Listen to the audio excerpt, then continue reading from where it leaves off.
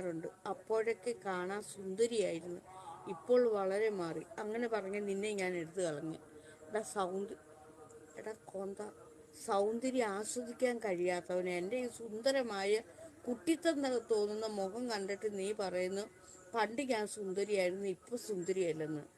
അതുകൊണ്ട് നിന്നെ എടുത്ത് ഞാൻ കളഞ്ഞു. ഇത്രയും സുന്ദരിയായ ഒരു യുവതിയെ കണ്ടിട്ട് എൻ്റെ മുഖത്ത് നോക്കി നിനക്ക് എങ്ങനെ ഇത് പറയാനുള്ള ധൈര്യം ഉണ്ടായി? എടുത്തു കളഞ്ഞു. അപ്പം അവൻ പുറത്ത് കിടക്കട്ടെ.